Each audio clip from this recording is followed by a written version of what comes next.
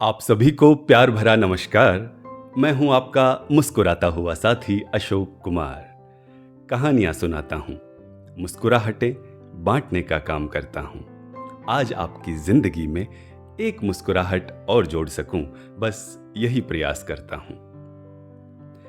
कैसा लगता है जब कोई बार बार हमारे अंदर बहुत सारी खामियां निकालता है। कैसा लगता है जब कोई कहता है कि तुम नालायक हो, तुम्हें कुछ नहीं आता, तुम्हें ये भी नहीं आता, तुमने वो भी ठीक से नहीं किया, अरे तुमसे नहीं हो पाएगा, तुम ऐसा करो, तुम छोड़ दो, यू मस्ट क्विट। बुरा लगता है ना, मन खराब होता है, दिल में एक कसक सी उठती है। लेकिन क्या हमने कभी सोचा है कि कौन हैं वो लोग जिन्हें हमारे भीतर केवल खामियां ही खामियां नजर आती हैं? आइए आज उन लोगों को ढूंढ कर निकालते हैं जो हमारे भीतर केवल कमियां ही कमियां निकालते हैं। यूरोप महाद्वीप का एक दक्षिण पश्चिमी देश स्पेन में 20वीं शताब्दी में पैदा हुए एक महान चित्रकार, ए पेंटर कम स्कल्पचरिस्ट, नाम तो आपने सुना ही होगा, पाब्लो पिकासो। तो पिकासो जब अपनी कला के क्षेत्र में उभर रहे थे, उनकी 4-5 पेंटिंग्स बिक गई थी, लोग उन्हें थोड़ा थोड़ा जानने लगे थे। तो अपनी कला को बेहतर बनाने के लिए, अपने काम में निखार लाने के लिए पिकासो ने सोचा कि क्यों ना लोगों की प्रतिक्रिया अपने काम पर ली जाए। इसके लिए पिकासो को एक तरकीब सूझी।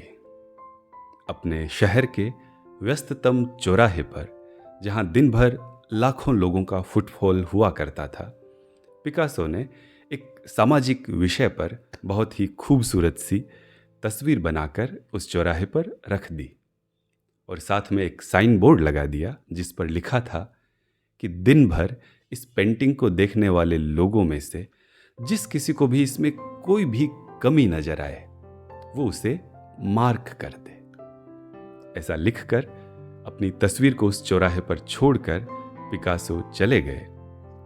शाम को जब पिकासो लोगों की प्रतिक्रिया जानने के लिए, अपनी पेंटिंग को वापस लेने के लिए जब उस शहर के चौराहे पर पहुंचे, तो वहां का नजारा देखकर पिकासो का दिल बैठ गया, क्योंकि लोगों ने 1-2 नहीं बल्कि सैकड़ों कमियों को मार्क किया हुआ था। लोगों ने पिकासो की उस तस्वीर में इतनी खामियां निकाल रखी थी कि अब वो एक तस्वीर नहीं बल्कि एक कचरे का बंडल ज्यादा नजर आ रही थी।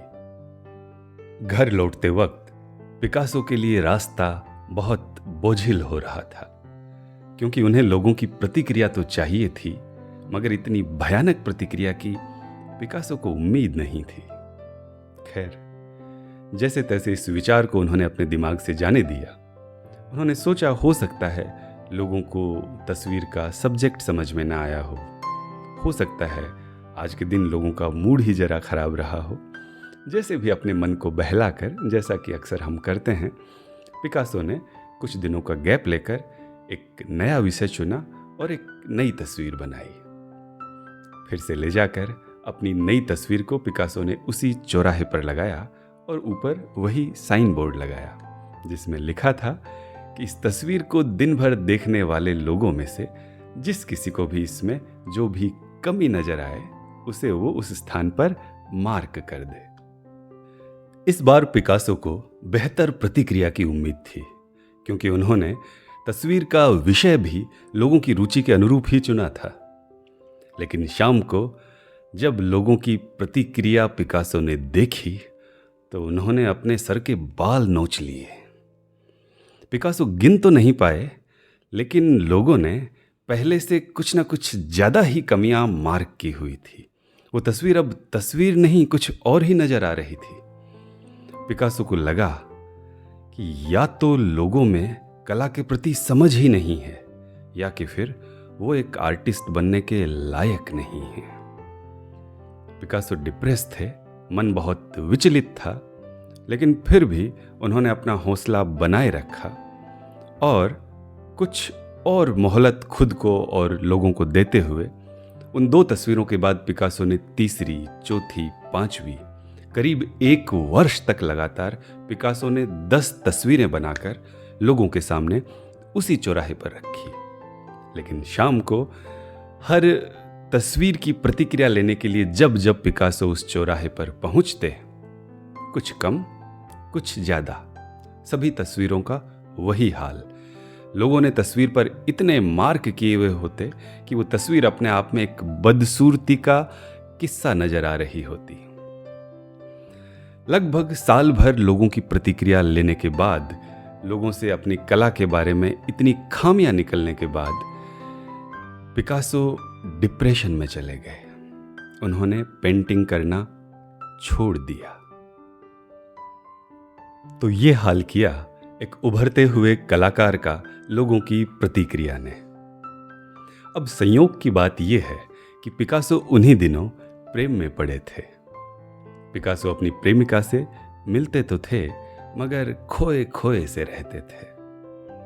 पिकासो की प्रेमिका समझदार थी। उन्होंने कई बार उन्हें समझाने की कोशिश की कि पिकासो लोगों की प्रतिक्रियाओं को, लोगों की बातों को इतना सीरियसली नहीं लेते। ठीक है, अगर कुछ कमियां हैं भी तो वक्त के साथ, अगली हर तस्वीर के साथ वो कमियां ठीक होती चली जाएंगी। तुम अपने काम में लगे रहो और दिल पर इतना बोझ मत पालो। कौन है ऐसा इंसान जिसमें कमियां नहीं होती? लोगों की बातों को परे रखो और अपने काम पर ध्यान दो। मगर पिकासो के दिल पर एक गहरा सदमा सा लगा था। वो अपनी प्रेमिका की बात सुन तो रहे थे, लेकिन काम दोबारा शुरू करने का, एक और पेंटिंग बनाने का हौसला उन्हें मिल नहीं पा रहा था। तब पिकासो की प्रेमिका को एक उपाय सूझा। उन्होंने पिकासो का हाथ थाम कर कहा, अच्छा सुनिए, मेरे लिए एक काम करोगे? पिकासो ने जब अपनी प्रेमिका की तरफ देखा तो वो बहुत ही प्यार से बोली, मेरे लिए 2 तस्वीरें बनाओगे? पिकासो ने फिर आश्चर्य से जब प्रेमिका की तरफ देखा तो वो बोली, हाँ, केवल 2 तस्वीरें, केवल मेरे लिए। पिकासो मुस्कुराए और बोले, ठीक है, अब और भला क्या ही करूँगा, लोगों ने तो मुझे नकार ही दिया है, अब तुम्हारे लिए ही तस्वीरें बनाऊंगा। तो पिकासो की प्रेमिका मुस्कुराते हुए बोली कि अच्छा बताओ, तुमने लोगों का फीडबैक लेने के लिए उस चौराहे पर रखने के लिए सबसे पहली 2 तस्वीरें कौन सी बनाई थी? पिकासो ने कहा, वो जो उस कोने में रखी हैं, पहले और दूसरे नंबर वाली, वही 2 तस्वीरें मैंने सबसे पहले बनाई थी। तो पिकासो की प्रेमिका ने कहा, ठीक है, तुम मेरे लिए वही 2 तस्वीरें हूबहू वैसी की वैसी फिर से बनाओ। पिकासो ने पूछा कि इस बात में क्या तुक है? प्रेमिका ने जवाब दिया कि तुम सोचो मत, जैसा मैंने कहा है वैसा ही बनाओ, उन्हीं 2 तस्वीरों को जिनमें लोगों ने हजारों कमियां निकाली थी, बिना कोई कमी सुधारे हूबहू वैसा का वैसा बनाओ। अब प्रेम में इंसान क्या करता? और कुछ करने के लिए पिकासो के पास था नहीं, तो अपनी प्रेमिका का दिल रखने के लिए शुरुआत वाली 2 तस्वीरें हूबहू बिना कोई कमी दूर किए, जैसा कि लोगों ने निकाला था, पिकासो ने वो तस्वीरें फिर से बनाई। जब वो तस्वीरें बनकर तैयार हो गई तो पिकासो की प्रेमिका उन तस्वीरों को लेकर पिकासो के साथ उसी चौराहे पर पहुंची। उन्होंने वो दोनों तस्वीरें एक साथ उस चौराहे पर ठीक वैसे ही रखी, दिन भर लोगों की प्रतिक्रिया जानने के लिए, जैसे पिकासो रखा करते थे।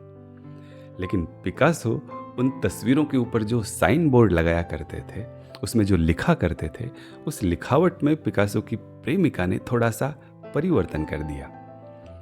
पिकासो हमेशा लिखते थे कि दिन भर इस तस्वीर को देखने वाले लोगों में से जिस किसी को भी जो कमी नजर आए वो उसे मार्क कर दें। लेकिन पिकासो की प्रेमिका ने लिखा कि दिन भर इन तस्वीरों को देखने वाले लोगों को इनमें जो भी कमी नजर आए वो उसे ठीक कर दें। प्रेमिका की बुद्धि ने कमाल कर दिखाया और उस शाम पिकासो जब अपनी प्रेमिका के साथ उस चौराहे पर अपनी पेंटिंग्स को रिकलेक्ट करने और लोगों की प्रतिक्रिया जानने के लिए पहुंचे तो उनके आश्चर्य का कोई ठिकाना ना था। किसी एक भी इंसान ने उन दोनों तस्वीरों में किसी कमी को ठीक करना तो बहुत दूर, बल्कि दोनों तस्वीरों को किसी ने छुआ तक नहीं था। पिकासो बहुत ही हैरान हुए और उसी हैरानी के साथ अपनी प्रेमिका की तरफ देखते हुए पिकासो ने पूछा कि आखिर कौन थे वो लोग जो उनमें इतनी सारी कमियां निकाल रहे थे। कहाँ गए वो सब लोग जिन्होंने साल भर से अधिक समय तक मुझे डिप्रेशन में रखा, और ना केवल डिप्रेशन में रखा बल्कि इनडायरेक्टली मुझे ये भी बताया कि मैं एक नाकाबिल और नालायक इंसान हूं। एक पेंटर बनने का ख्वाब शायद मुझे छोड़ ही देना चाहिए। तो उसी सहजता के साथ पिकासो की प्रेमिका ने उनका हाथ थामते हुए मुस्कुराहट के साथ उन्हें बताया कि जब लोग हम में कमियां निकालते हैं तो इसका ये मतलब कतई नहीं है कि लोग उस क्षेत्र के पारख ही हैं। लोग बस कमियां निकाल देते हैं क्योंकि ऐसा करना लोगों का एक आम स्वभाव है। उस दिन पिकासो को असलियत का अंदाजा हुआ।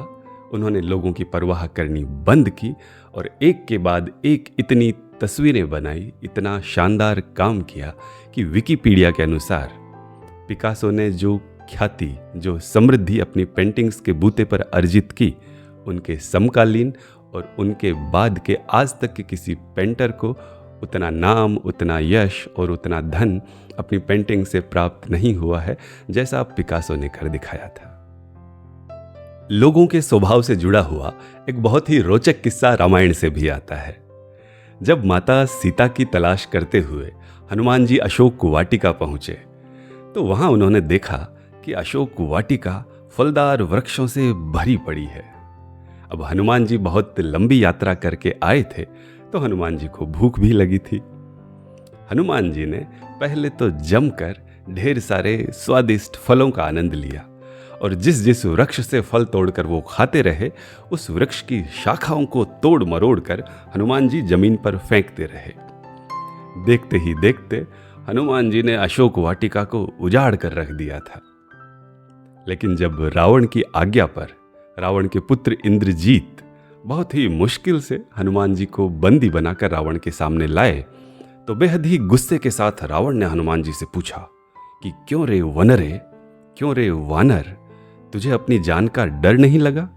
क्या तुझे मालूम नहीं था कि अशोक वाटिका का मालिक, तीनों लोकों का सबसे ताकतवर राजा मैं रावण हूं? कैसे तुझसे अशोक वाटिका को इस तरह उजाड़ा गया? तो इस गुस्से से भरे सवाल का हनुमान जी ने बहुत ही मुस्कुराहट के साथ सहज उत्तर दिया कि मैं एक वानर हूं, तुम मुझसे क्या उम्मीद कर रहे थे? प्रभु श्री राम का आदेश पाकर निकला था माता सीता का पता लगाने को। भूख लगी जब राह में, विवश हो गया फल खाने को। और इसके बाद हनुमान जी रावण पर ही व्यंग्य कस देते हैं कि सुधी ना ली तुमने पाहुने की, निशिचर कुल में अभाव है ये। अरे मैं तो तुम्हारा मेहमान था, तुम्हें तो मेरी आव भगत करनी चाहिए थी, पर तुमने मेरी सुध ही नहीं ली। निशिचरों को, राक्षसों को इस बात की तमीज कहाँ है? हनुमान जी कहते हैं कि सुधी ना ली तुमने पाहुने की, निशिचर कुल में अभाव है ये। फल खाकर वृक्ष तोड़ना, अरे वानर का तो स्वभाव है ये। तो जैसे हनुमान जी ने रावण को बताया कि फल खाकर उसी वृक्ष को तोड़ देना एक वानर का स्वभाव है, उसी तरह से दूसरे लोगों में कमियां निकालना इंसान का एक आम स्वभाव है। और जो इंसान दूसरे लोगों में ज़रूरत से ज़्यादा कमियां निकालता हो, उसके लिए हिंदी में एक बहुत ही खूबसूरत शब्द है, छिद्रान्वेषी। दूसरों में कमियां निकालने वाला। छिद्र यानी कमियां, अन्वेषण यानी खोज। तो दूसरों के छिद्रों का अन्वेषण करने वाला इंसान जो दूसरों में केवल कमियां ही कमियां देखता है, उसे छिद्रान्वेषी कहा जाता है। तो इस तरह से कुछ लोगों के स्वभाव के बारे में आज हम चर्चा कर रहे हैं। जब कोई हमारे भीतर कमी निकालता है तो हमें उसकी बातों से आहत होने की बजाय ये सोचने की ज़रूरत है कि कमी निकालने वाला, हमें खामियां बताने वाला इंसान कौन है। अगर वो इंसान हमारा अपना है, हमारा शुभ चिंतक है, तो उसका उद्देश्य हमें कमी निकालना या हमारे दोष बताकर हमें आहत करना नहीं है। वो हमें कमियां निकालने के साथ उन्हें ठीक करने का रास्ता भी हमें ज़रूर सुझाएगा। और उसे ठीक करने की प्रक्रिया में अगर वो हमारा अपना है तो हमारे साथ भी खड़ा होगा। आम लोगों की प्रतिक्रियाओं को दिल से लगा लेना और उनके साथ में कमज़ोर मन के साथ रुक जाना, बैठ जाना, ये तो ठीक बात नहीं है। तो लोगों के स्वभाव से जुड़ा हुआ ये किस्सा आपको कैसा लगा, अपनी प्रतिक्रियाओं के माध्यम से मुझे ज़रूर बताएं। और आने वाले समय में किस तरह की कहानियाँ, किस विषय पर कहानियाँ आप मुझसे सुनना पसंद करेंगे, ये भी अपनी प्रतिक्रियाओं में कमेंट में लिखकर मुझे ज़रूर बताएं। फिर मिलेंगे किसी रोचक किस्से और प्रसंग के साथ। तब तक के लिए आपके कुशल स्वास्थ्य की कामनाओं के साथ अभिवादन, शुक्रिया, नमस्कार।